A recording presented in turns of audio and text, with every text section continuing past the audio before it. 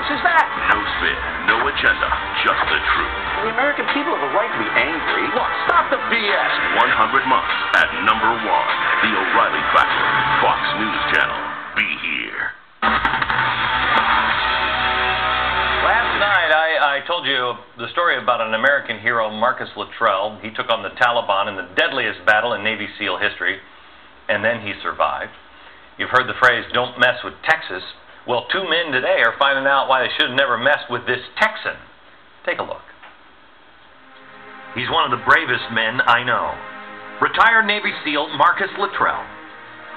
In 2005, he led a 4-man team of Navy SEALs into the mountains of Afghanistan to kill a Taliban leader thought to be an ally of Osama bin Laden. When Marcus and 3 of his SEAL team members were ambushed by more than 150 Taliban fighters, only one made it out alive. Marcus.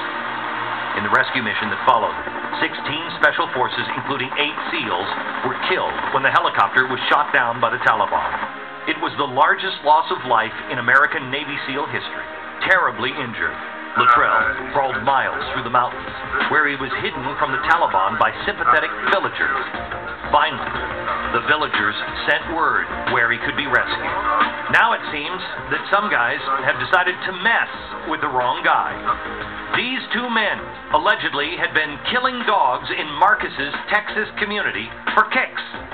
The last dog they decided to kill? Marcus's best friend, Daisy.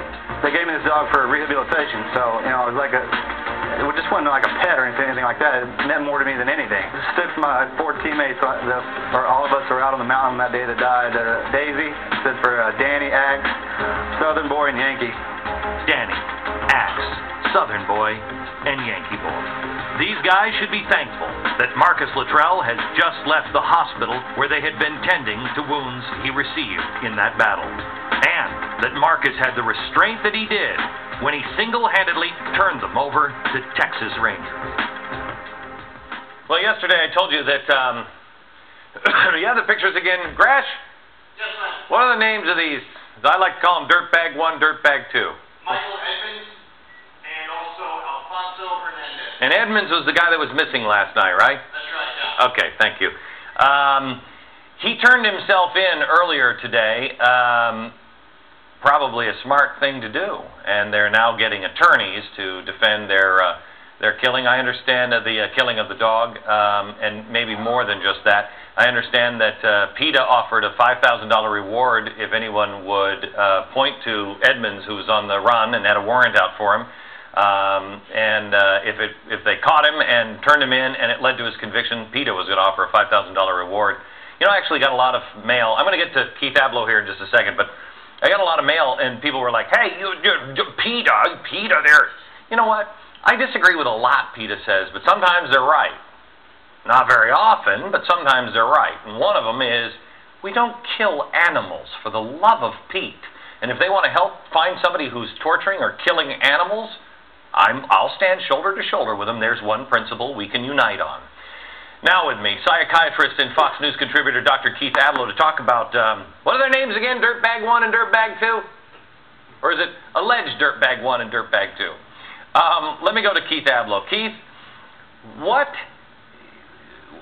where is this coming from, having these people go out and just for kicks shoot dogs? Well, listen, where does it come from, Glenn? We're talking about a complete failure of empathy. There's so much in common between people who kill defenseless animals and people who would prey on, torture, or kill children that we really should note it. After all, Daisy, this dog, she couldn't speak for herself. Imagine coming to people, as Marcus says that she would, for love, and instead being mortally wounded and then dying. There's so much about this that's about the naivete and the desire for love that a kid would have, that to take the life of a defenseless animal means that your own empathy has been snapped.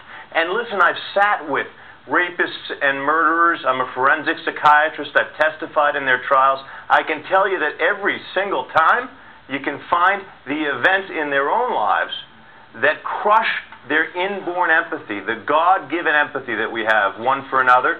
gets crushed in them at some point in their lives. You know, I really like you. I respect I know you do, man. Yeah. I like you too. Yeah, and you're a good man. I mean, you're just a good man. But don't give me this crap that, oh, well, they had a tough childhood, blah, blah, It's not crap.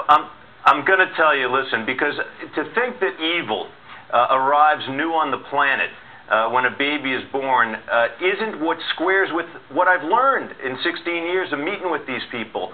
The bottom line is that empathy is a prized, a miraculous possession that human beings have. Imagine it, Glenn. You can hear a story of someone cross-country and cry for that person. We don't appreciate that. That's a miracle. There isn't another species that has, perhaps, other than dogs maybe, that kind of incredible connectedness. And you know what? It's fragile. Okay. And so it's true that cruelty can destroy it, and then you get more I know cruelty like can this. destroy. You know what? Hang on. Hang on. I want to come back to this because I don't disagree with you. Babies are not born evil. Children are sweet. Something happens. I agree with you on that. But I want to get back to, well, what does that mean when you're out shooting dogs? But we'll do that when we come back on the other side of the break. I want to go to the phone real quick. We have Lieutenant Bryant Wells with the Texas Rangers.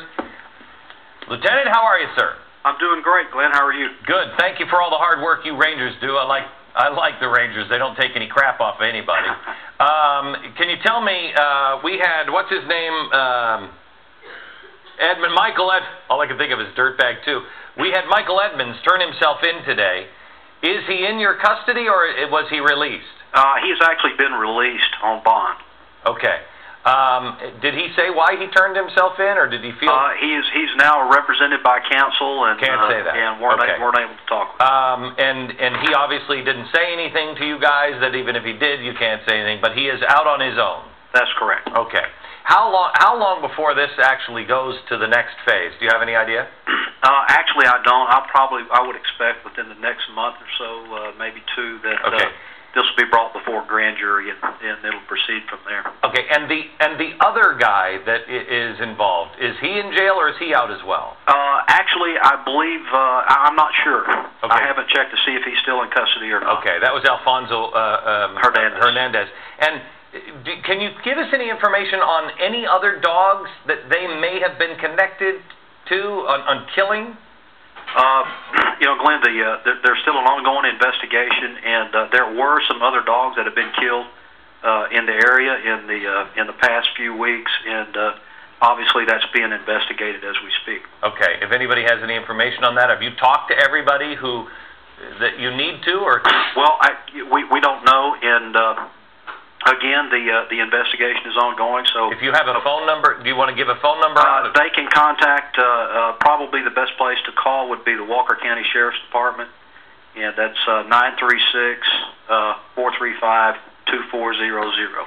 Again, Lieutenant, I thank you for all your service, especially down there in Texas. Thank you very much. And You're we'll talk again. You bet. More on this and so much more coming up.